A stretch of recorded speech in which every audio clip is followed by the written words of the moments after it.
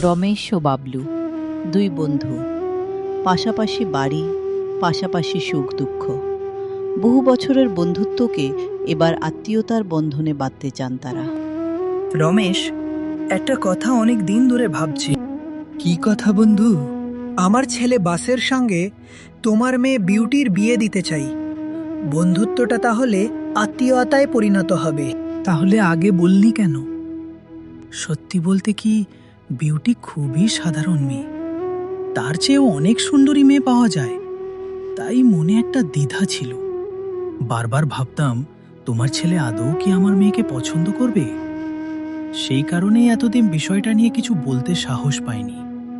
বন্ধু, এসব কি বলছো? বিউটি হয়তো খুব রূপসী নয়, কিন্তু সে সুশীল, ভদ্র এবং শান্ত স্বভাবের মেয়ে। এমন লক্ষ্মী মেয়ে যে কোনো সংসারকে সুখে শান্তিতে ভরিয়ে দিতে পারে। ঘরের কাছেই যখন এমন একটি মেয়ে আছে, তখন আমি আর কোথায় পাত্রী খুঁজতে যাব? বলো বন্ধু, তবুও একবার বাসের মতামত জেনে নাও। আমার ছেলে আমি যা বলবো তাই মেনে নেবে। দিনকাল বদলেছে বন্ধু।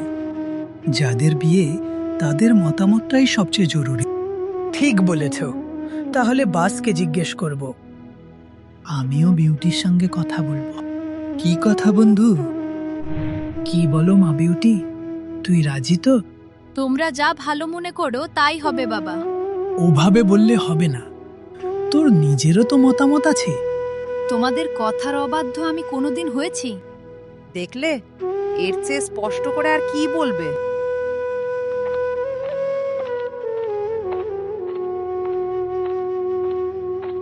ঠিকই বলেছ। লজ্জা পেয়ে পালিয়ে গেল মেয়েটা। বাস, বিউটিকে বিয়ে করতে তোর কোনো আপত্তি নেই তো? না বাবা, এ বিয়েতে আমার মতো নেই। কি বলছিস? মনের বিরুদ্ধে গিয়ে বিয়ে করা ঠিক হবে না। কেন? কি চাস তুই? আমার বউ খুব সুন্দরী হবে। বিউটি কি সত্যিই অসুন্দর বাস? ছোটবেলা থেকে তোকে দেখেছি ওর সঙ্গে বড় হতে। আজ হঠাৎ এমন কথা কেন বলছিস? না বাবা, বিউটি অসুন্দর নয়। সে ভালো মেয়ে, ভদ্র মেয়ে। কিন্তু আমি যেরকম জীবনসঙ্গীর স্বপ্ন দেখেছি, বিউটি ঠিক সেরকম নয়। তাহলে কি বলতে চাইছিস? ছোটবেলার বন্ধু আর জীবনসঙ্গী এক জিনিস নয়? সেই কারণেই তুই এই বিয়েতে রাজি হতে পারছিস না? হ্যাঁ বাবা, ঠিক তাই। বন্ধুত্ব আর বিয়ে আমার কাছে আলাদা বিষয়। তাই নিজের মনের কথা তোমার কাছে খুলে বললাম। আজ বুঝতে পারছি, মানুষকে শুধু শিক্ষিত করলেই হয় না, মানুষের গুণের মূল্য দিতে শেখাতেও হয়। হয়তো সেই শিক্ষাতেই কোথাও ঘাটতি রয়ে গেছে। তোমাকে কষ্ট দেওয়ার কোনো ইচ্ছে আমার ছিল না বাবা। শুধু নিজের মনের কথা লুকিয়ে রাখতে পারিনি বলেই সব খুলে বললাম। আমি তোকে কোনো জোর করব না বাস। তবে একটা কথা মনে রাখিস, বিউটিকে যদি বিয়ে না করিস, তাহলে নিজের পাত্রী নিজেকেই খুঁজে নিতে হবে। বেশ বাবা, তাই হবে।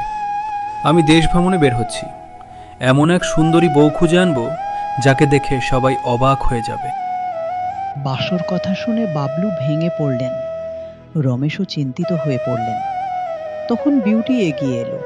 কাকা, আপনি এত চিন্তা করবেন না। হতাশ হয়ে বসে থাকলে কোনো লাভ হবে না। আগে একবার চেষ্টা করে দেখা যাক। কি করবি মা? এখন আর কোনো উপায় আছে বলে তো আমার মনে হচ্ছে না। উপায় আছে কাকা, একবার চেষ্টা করে দেখি। বাসের মন পরিবর্তন করা যায় কিনা। হয়তো সে নিজের ভুলটা বুঝতে পারবে। কিন্তু সেটা কিভাবে সম্ভব?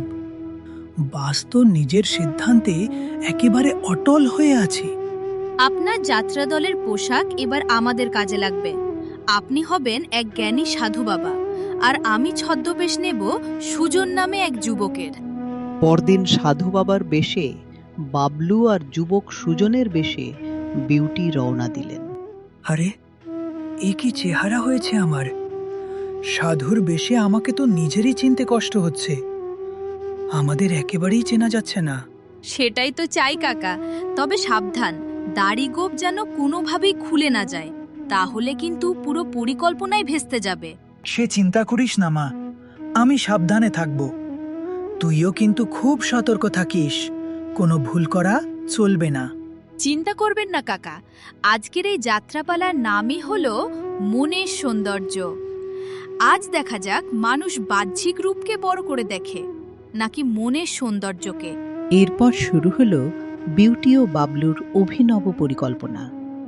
এই পরিকল্পনার মাধ্যমে বাস বুঝতে পারবে সত্যিকারের সৌন্দর্য মানুষের চেহারায় নয়, তার চরিত্র, ব্যবহার ও হৃদয়ের মধ্যে লুকিয়ে থাকে।